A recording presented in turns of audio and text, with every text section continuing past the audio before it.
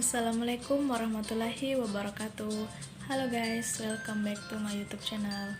Oke, perkenalkan, saya Siskanti dengan NIM H071 201064 program studi ilmu komputer angkatan 2020 Universitas Hasanuddin. Oke guys, pada kesempatan kali ini yang akan saya bahas yaitu tentang studi kelayakan bisnis. Nah, bagaimana sih caranya kita membangun sebuah usaha? Nah, salah satu aspek yang harus dilakukan sebelum kita membangun sebuah usaha yaitu kita harus melakukan yang namanya studi kelayakan bisnis. Nah, sebelum kita memulai sebuah usaha, kita harus melihat atau kita harus melakukan penelitian terhadap usaha yang akan kita kembangkan nantinya.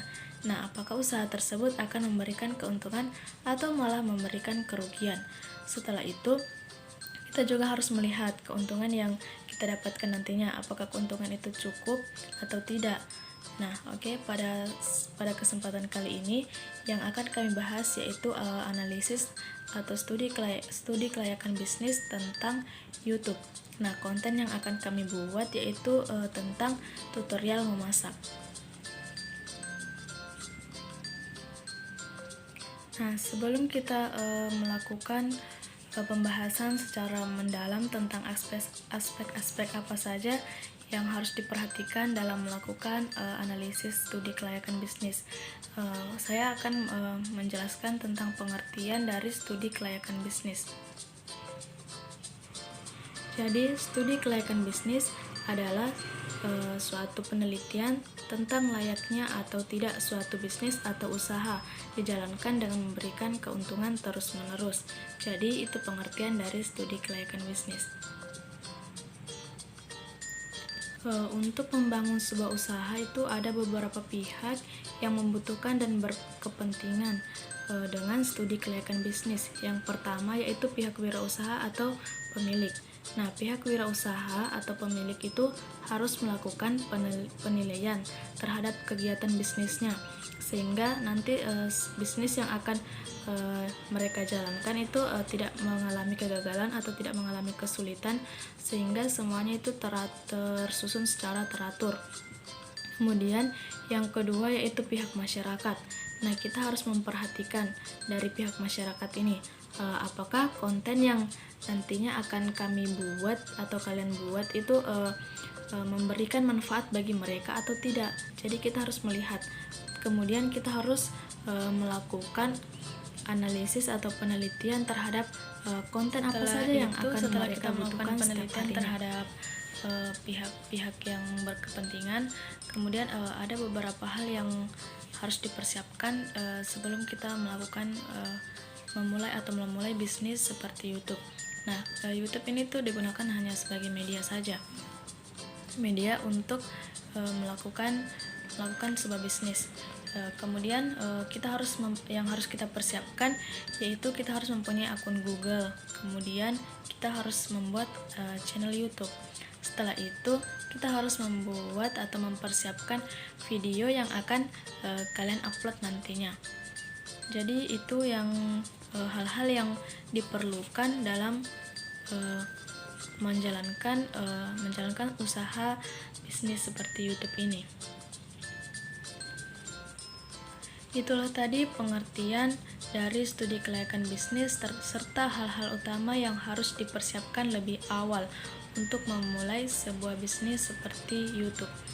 Nah, sekarang kita akan membahas tentang analisis kelayakan usaha. Ada beberapa aspek yang perlu dianalisis sebelum kita membuka sebuah usaha. Oke, pada kesempatan kali ini kita akan membahas tentang analisis kelayakan usaha. Nah, ada beberapa hal yang harus diperhatikan sebelum kita menganalisis atau memulai sebuah usaha. Yang pertama yaitu kita harus menganalisis kelayakan sebuah usaha. Nah, di sini kita menganalisis kelayakan konten. Nah, kelayakan konten bagi viewer itu sangat penting. Harus diketahui dari awal apakah konten yang nantinya kami buat itu memberikan manfaat atau tidak bagi viewer. Nah, kemudian apakah viewer itu nanti akan tertarik sehingga mereka menonton konten yang kami bikin. Nah, pada kali ini konten yang akan kami kembangkan yaitu tutorial memasak. Konten ini kami tujukan itu terkhusus pada kalangan remaja, itu seperti anak-anak kos serta ibu-ibu, karena mereka lah yang lebih banyak ingin mengetahui tentang dunia kuliner. Kemudian yang kedua itu kita harus menganalisis kelayakan target pasar. Nah, nanti pemasaran channel YouTube kami itu kami hanya men-share ke beberapa media sosial seperti Instagram, Facebook, WhatsApp, dan lain-lainnya. Nah, kita juga harus melihat konten tutorial masakan seperti apakah nanti yang viewer inginkan. Kita harus melihat itu sehingga nanti banyak viewer yang mampir ke channel kami, sehingga subscriber kami juga akan bertambah dengan banyaknya viewer. Kita juga harus menganalisis persaingan. Nah, kita harus bisa membandingkan tingkat persaingan terhadap konten yang kami miliki dengan konten yang orang lain miliki, yang YouTubers lain miliki. Nah, sehingga nantinya tuh kita tidak kalah saing dengan konten yang YouTubers lain miliki. Kita harus membuat semaksimal mungkin dan semenarik mungkin agar para viewer itu lebih senang menonton konten kami. Kita memang harus mencari semua kekuatan, kelemahan agar kami tidak kalah saing dengan konten-konten atau usaha-usaha yang orang lain miliki. Jadi kita harus menganalisis itu semua mulai dari awal. Nah, dengan begitu kan kita telah mengetahui akan kebutuhan viewer membutuhkan tutorial masakan seperti bagaimana. Nah, kita harus mencari tahu itu semua. Nah, jika kita telah mengetahui itu, maka kita harus maksimal mungkin untuk menyiapkan konten-konten yang mereka butuhkan, sehingga mereka itu lebih senang menonton video-video yang kami upload nantinya. Kemudian yang ketiga yaitu analisis organisasi dan manajemen kelayakan. Untuk membangun sebuah usaha tentunya kan kita membutuhkan bantuan dari orang lain. Kita tidak bisa melakukan sendiri. Nah, pada usaha YouTube ini kami itu membutuhkan fotografer, editor video, orang yang mengedit video, dan orang yang menata background. Kemudian orang yang memasak juga kami butuhkan itu. Yang selanjutnya yaitu analisis finansial. Nah, dalam menjalankan sebuah usaha, tentunya kan kita itu membutuhkan yang namanya modal. Banyak alat dan bahan yang harus kita persiapkan, apalagi kita baru memulai sebuah usaha atau bisnis. Nah, ini ada gambaran tentang modal yang akan kami butuhkan untuk membuat bisnis channel YouTube ini. Nah, yang pertama ada bahan-bahan yang kami butuhkan, yaitu seperti kamera Canon dengan harga kurang lebih itu 4 juta. Kemudian kami juga membutuhkan memory card itu sebesar 64 GB. Kemudian kami juga membutuhkan tripod atau monopod itu seharga 162.000, kurang lebih seharga segitu. Kemudian juga kami membutuhkan mikrofon, lighting juga kami membutuhkan. Kemudian background. Nah, background ini kan tidak menetap hanya satu background saja. Tentunya kita membutuhkan beberapa background lainnya. Nah, yang terakhir yaitu kami membutuhkan juga komputer. Nah, total awal untuk barang-barang yang kami butuhkan yaitu kurang lebih itu 10 juta. Itu untuk modal awal. Nah, belum lagi kita juga harus membayar tenaga kerja yang kami butuhkan nantinya. Namun kami membutuhkan tenaga kerja itu ketika channel YouTube kami itu telah dimonetisasi oleh pihak YouTube, sehingga kami telah memiliki penghasilan jika channel kami itu telah dimonetisasi, dan kami juga bisa membayar tenaga kerja jika kami telah mendapatkan uang.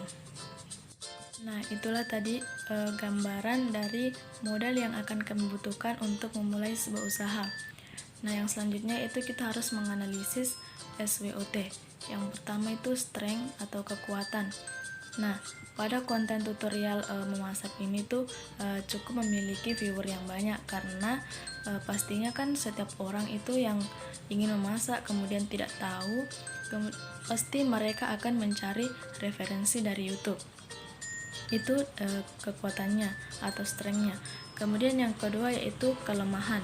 Nah, kelemahan ini itu terletak pada misalnya kita mengedit sebuah video, kemudian ada YouTubers lainnya yang mengedit video itu lebih menarik dibanding video kita. Nah, itulah kelemahannya. Jadi kita itu harus memiliki skill untuk mengedit video agar para viewer itu tertarik terhadap video yang kami upload nantinya. Kemudian yang ketiga yaitu peluang atau opportunity, itu sebuah permintaan akan konten tutorial memasak itu pasti banyak karena orang sekitar itu lebih banyak memilih menonton YouTube daripada membeli seperti buku-buku resep masakan. Kemudian yang terakhir yaitu ada ancaman atau threat. Nah, munculnya channel baru yang memiliki video yang lebih menarik. Nah, itulah ancaman bagi kita. Ancaman. Nah, jika ada channel baru kemudian mereka mengupload video-video yang lebih menarik bagi kita. Nah, tentunya kan nanti viewers itu akan lebih tertarik untuk menonton channel mereka. Jadi itulah yang harus kami waspadai. Nah, itulah tadi analisis dari SWOT. Mungkin itu saja yang bisa saya jelaskan mengenai studi kelayakan bisnis dan usaha. Nah, dapat diambil kesimpulan yaitu studi kelayakan bisnis atau usaha yaitu sebuah penilaian tentang layaknya atau tidaknya suatu usaha atau bisnis itu dilaksanakan dengan memberikan keuntungan secara terus-menerus. Nah, mungkin itu saja. Semoga video kami bermanfaat untuk kalian semua. Wassalamualaikum warahmatullahi wabarakatuh.